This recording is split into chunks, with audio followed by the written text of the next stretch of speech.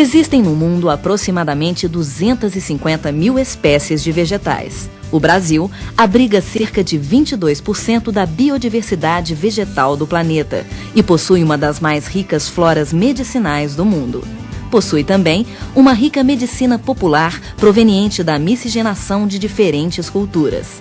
Mas a medicina herdada da cultura indígena, baseada no uso de plantas medicinais nativas, ainda é pouco conhecida e estudada.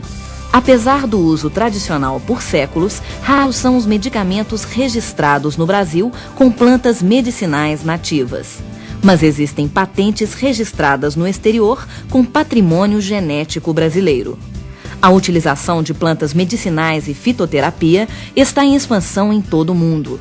Do total de medicamentos consumidos atualmente, cerca de 40% são de origem natural. O desenvolvimento de medicamentos fitoterápicos pode representar para o Brasil uma enorme fonte de renda, pelo alto valor no mercado desses produtos. Entretanto, a vegetação nativa do Brasil vem sofrendo um intenso processo de degradação, seja para abrir novas fronteiras agrícolas ou para produzir carvão. Identificar e recuperar o conhecimento tradicional existente sobre a nossa flora medicinal é uma tarefa que precisa ser executada com urgência, antes que seja tarde. É preciso também repensar o desenvolvimento que é alimentado por desmatamentos e queimadas sem critérios. É necessário, mais do que nunca, valorizar, pesquisar e estabelecer novas estratégias para preservar um saber que viajou séculos para chegar até os dias de hoje e que temos o dever de repassar para as gerações futuras.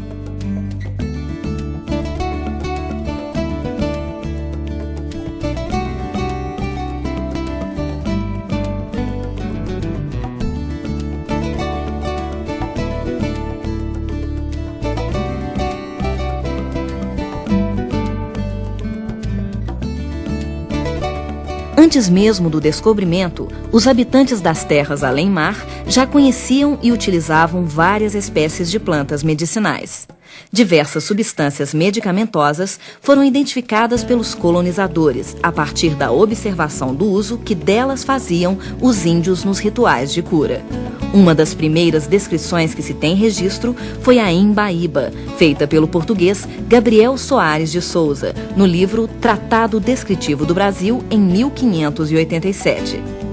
Uma árvore comprida e delgada, que faz uma copa em cima de pouca rama. Tem o olho desta árvore grandes virtudes para, com ele, curarem feridas. Mas as descrições sistemáticas da flora brasileira só começam no século XVIII. O pioneiro foi o naturalista brasileiro Alexandre Rodrigues. Durante quase 10 anos, ele visitou as regiões norte e centro-oeste do país, numa viagem que ficou conhecida como Expedição Filosófica. Muito de uma fauna e uma flora até então desconhecidas foram descobertas, descritas e apresentadas ao mundo graças ao trabalho desenvolvido pelo naturalista brasileiro. Mas foi a partir da transferência da corte portuguesa para o Brasil, em 1808, fugindo da invasão de Portugal por Napoleão, que os estudos sobre a biodiversidade brasileira se intensificaram. A presença do rei de Portugal, Dom João VI, em terras brasileiras trouxe para o país benefícios em diversos setores e uma enorme valorização do que existia na colônia. Quase 10 anos depois, para se casar com Dom Pedro I, chega ao Brasil a princesa Leopoldina da Áustria, que tinha um grande interesse por botânica. Junto com a futura imperatriz, vem um grupo de naturalistas, com o objetivo de catalogar e avaliar a biodiversidade brasileira. Eles percorrem grandes áreas do país, coletando amostras do solo e exemplares da fauna e flora. Entre esses estudiosos, alguns deram uma atenção especial ao uso de plantas medicinais nativas pela população.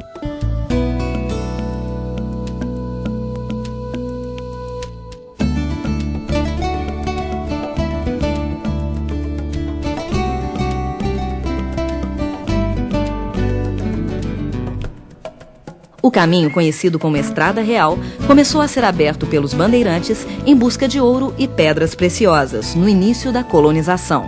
Na realidade, a Estrada Real consiste de 3 rotas, que foram surgindo de acordo com as necessidades do desenvolvimento econômico.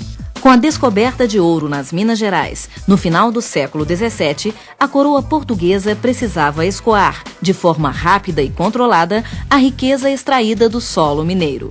Surge, então, o Caminho Velho, ligando Ouro Preto a Paraty, no litoral fluminense.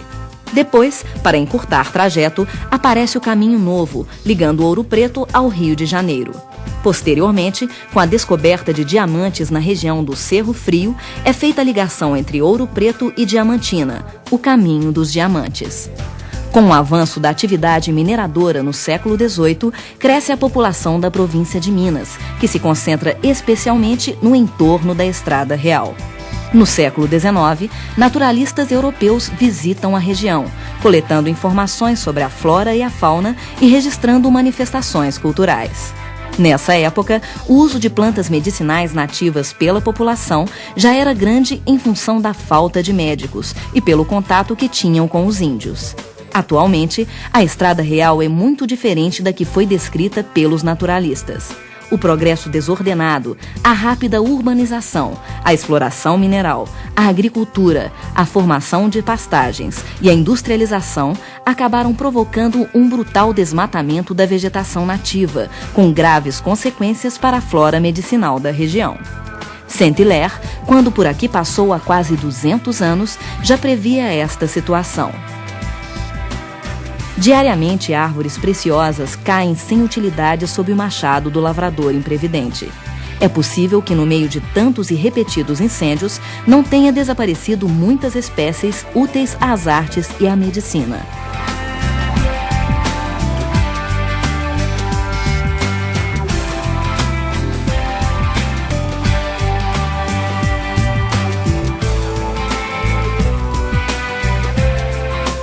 Refazer o caminho percorrido pelos naturalistas na Estrada Real no século XIX, em busca de informações atualizadas sobre plantas medicinais nativas da região.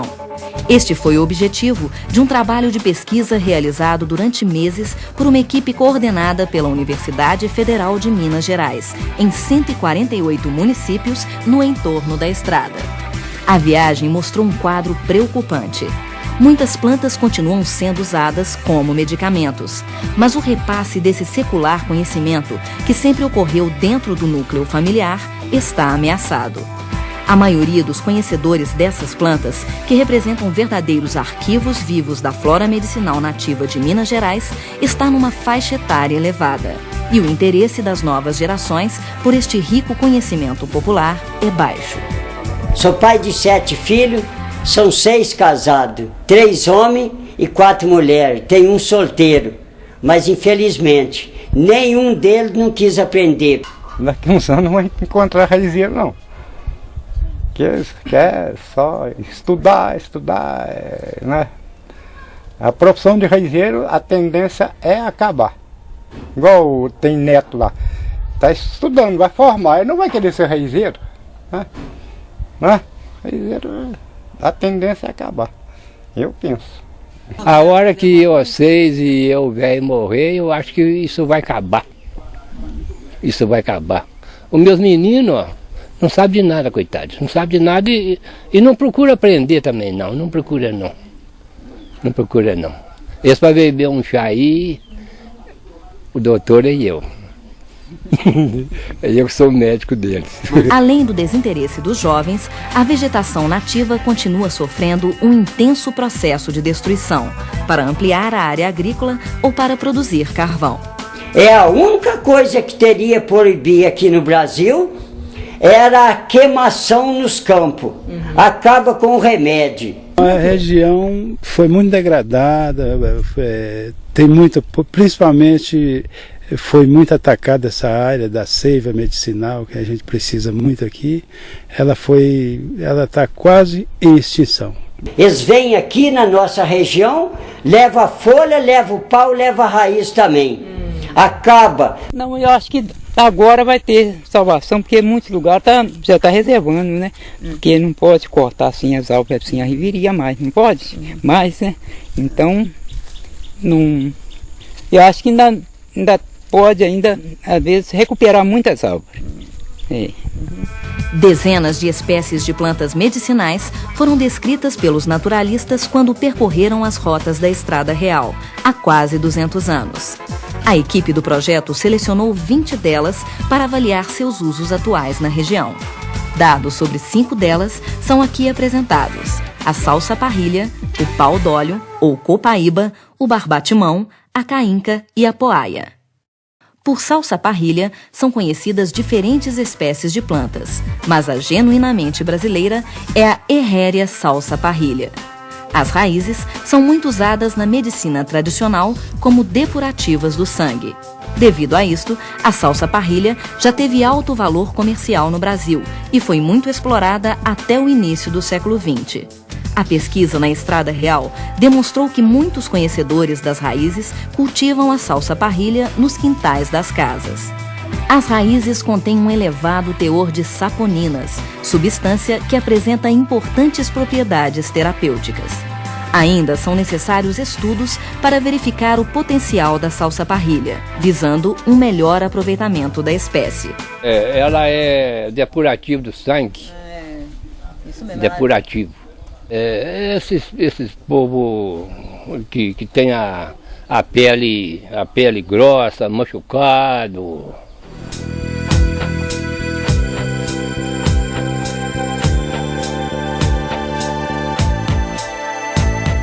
As copaibeiras, também conhecidas como pau-d'óleo, são árvores muito frondosas. Os benefícios dessas plantas, que eram usadas pelos indígenas na época do descobrimento, já haviam sido descritos pelos portugueses. A planta produz um bálsamo que é extraído do tronco, ao qual são atribuídas inúmeras propriedades terapêuticas. Vários estudos confirmam as ações farmacológicas do bálsamo da copaíba. Isso elevou seu valor comercial, sendo hoje muito explorada na região amazônica. Na Estrada Real, as copaibeiras são muito conhecidas, mas o bálsamo é muito pouco aproveitado pela população. Segundo moradores da região, somente as árvores de grande porte fornecem o bálsamo. O desconhecimento dos benefícios do bálsamo de copaíba pode ser consequência do desmatamento avassalador da região nas últimas décadas. Acabou porque derrubar o mato, né? Então foi acabando. Mas ainda existe ainda bastante assim, novo. O que dá óleo mesmo é esses mais velhos.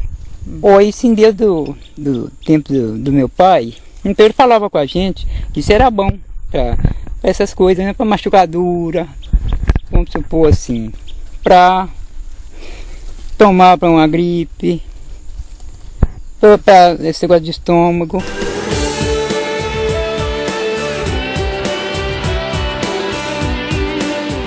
O barbatimão é uma planta muito conhecida na região da Estrada Real, mais frequentemente próximo a São João del Rei. A planta é conhecida pelas propriedades cicatrizantes das cascas, que são ricas em taninos. Devido a isto, já foram muito utilizadas na indústria de curtume. As cascas do barbatimão vêm sendo submetidas a vários estudos que confirmaram a eficácia da planta no tratamento de feridas. Esse boizinho também tira, mas tem o processo de tirar a pelinha logo lá na madeira, encostado na madeira. Que eu tenho esse remédio que uma dispensa, que é o boizinho. A pessoa às vezes vai operar e eu dou esse remédio, não precisa. Ele mesmo constrói a pedra e a pessoa fica operada por natureza.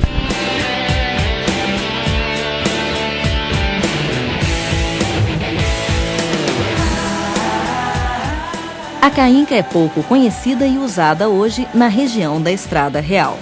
Ela é uma planta difícil de ser encontrada, pois cresce apenas em matas.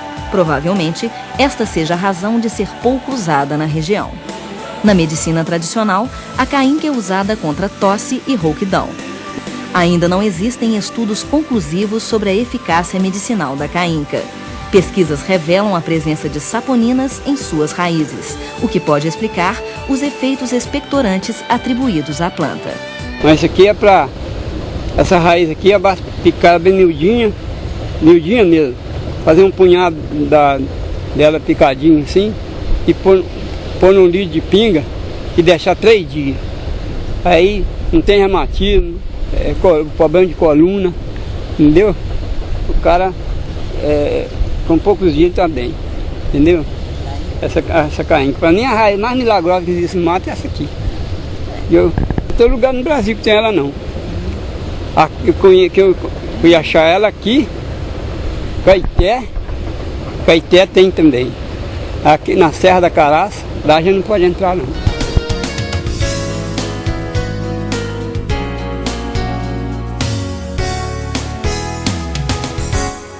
A poaia, também conhecida como ipecacuanha, é uma das plantas medicinais mais importantes sob o ponto de vista histórico e comercial. É conhecida desde o descobrimento e já era utilizada pelos índios. Toneladas de raízes de poaia foram transportadas para Portugal desde o século XVIII.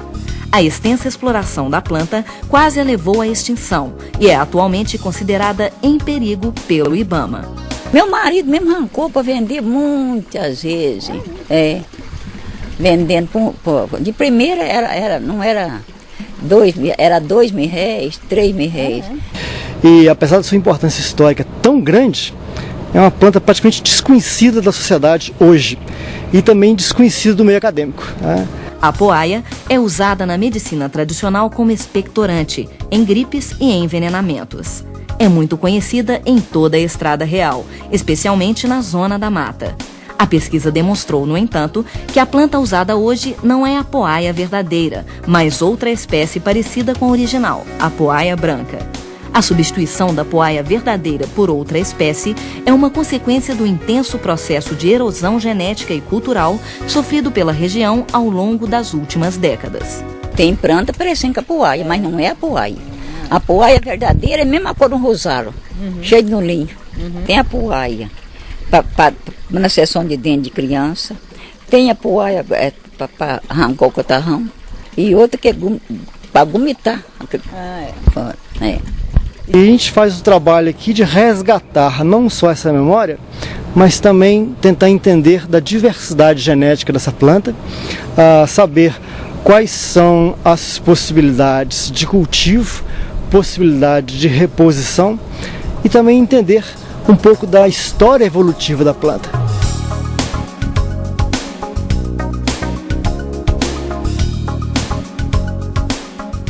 A flora medicinal brasileira precisa de cuidados. Não é possível que vamos destruir uma riqueza que pouco conhecemos. Precisamos intensificar ações para proteger este patrimônio onde pode estar soluções para muitos males que afligem toda a humanidade. É preciso evitar desmatamentos e queimadas. É preciso valorizar o conhecimento tradicional sobre plantas medicinais, que nossos guardiões mais idosos preservam. É preciso também valorizar os esforços empreendidos pelos cientistas brasileiros, que buscam incessantemente avaliar o potencial das plantas. É fundamental estimular a produção de medicamentos em função do bem-estar coletivo. Esta é a melhor estratégia para proteger a flora da ganância de empresas e pesquisadores de outros países.